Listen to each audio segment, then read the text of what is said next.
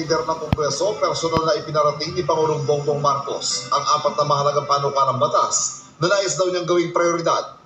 Yan ang Anti-Dynasty Bill, Independent People's Commission Act, Party List System Reform Act, at Cadena Act o Citizens Access and Disclosure of Expenditures for National Accountability. Nangyari raw yan sa pulong ng LEDAC o Legislative Executive Development Advisory Council, kung saan present sina Senate President Tito Soto, House Speaker Faustino D. at House Majority Leader Sandro Marcos. The President also instructed both houses to take a closer look at the 4 bills and prioritize the passage as soon as possible.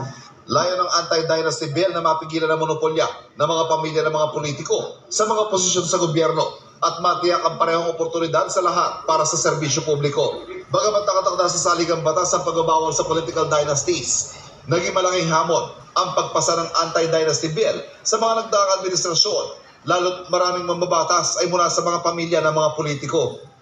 Layo naman ng Independent People's Commission Act ang magbigay ng pangil sa Independent Commission for Infrastructure na nagsasagawa ngayon ng investigasyon sa mga anomalya sa mga proyektong pang-infrastruktura ng gobyerno. Kasama sa batikos sa ICI ang kawalan nito ng totoong kapangyarihan, pati na pondo para sa paghahabol sa mga nangurakot sa kaban ng bayan. Ang Party List Reform Act layo naman tugunan ng mga issues sa party list system na dati na rin binabatikos dahil sa hindi raw pagkatawan sa interes ng mga marginalized at underrepresented na sektor ng lipunan. Lalo pang nabatikos ang party list system ngayon dahil sa pagkakaugnay ng ilang party list representatives sa kontrobersya sa budget insertion at anomalya sa flood control projects. Ang Cadena Act naman, magtataguyod daw ng transparency at accountability sa paghawak ng pananalapi ng gobyerno. Sa isang pahayag, hinimok ni Executive Secretary Ralph Recto ang lahat ng sektor mula sa lahat ng kulay ng politika na makilahok para mabuo ang pinakamagandang bersyon ng batas. Para sa GMA Integrated News, Ivan Mayrina, nakatutok, 24 oras. Blanco pa rin ang pulisya sa kinaroroonan ni Senador Bato de la Rosa sa gitna ng usap-usapang i-issuehan siya ng arrest warrant ng International Criminal Court. Tingin ng kanyang abogado, nasa Pilipinas lang ang senador at handang pumarap sa kaso kung malilinaw ang proseso sakaling isusuko siya sa ICC. Nakatutok si Mav Gonzalez. Sa gitna ng ugot ng umano'y warrant of arrest laban sa kanya ng International Criminal Court o ICC, nanawagan si Senador Ronald Bato de la Rosa ng due process mula sa gobyerno ayon sa kanyang abogado. Due process of law and to respect his rights as a Filipino citizen.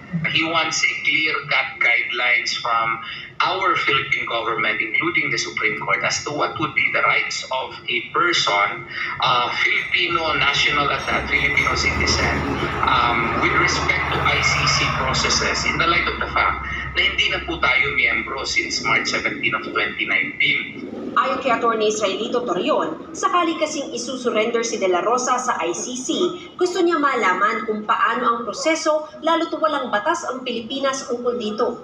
Kung malinawan daw sa proseso, tingin ni Torion, haharapin ng senador ang kaso. That is a question to be answered by him, but presumably yes, if the judicial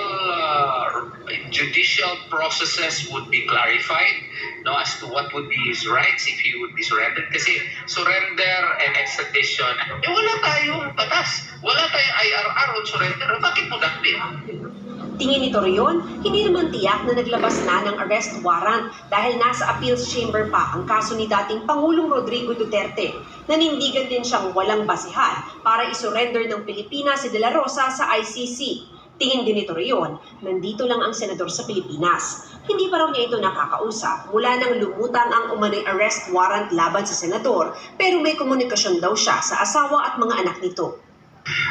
Gusto sana ng pamilya na kung may kaso man sana siya, dito natin litisin sa Pilipinas. Dito file ng kaso sa Pilipinas kasi may working court tayo. May working courts tayo, may working prosecutions tayo. So, kumbaga, wag natin isurrender yung karapatang pantao ng ating kapwa Pilipino doon sa Panyagang Korte. Inotorisa na rin daw siya ng pamilya na kumuha ng abogado sa ICC kung sakaling magtuloy ang kaso. Sa ngayon, walang ideya ang Philippine National Police kung nasaan ang kanilang dating hepe. As of now, we don't know about his whereabouts. Mula nang magbalik ang sesyon ng Senado noong November 10, hindi na pumasok si De La Rosa. Walang impormasyon ng opisina niya kung nasaan ito at bakit absent. Sabi rin ni Senate President Tito Soto, walang komunikasyon sa kanya si De La Rosa. Para sa GMA Integrated News, Matt Gonzalez, nakatuto.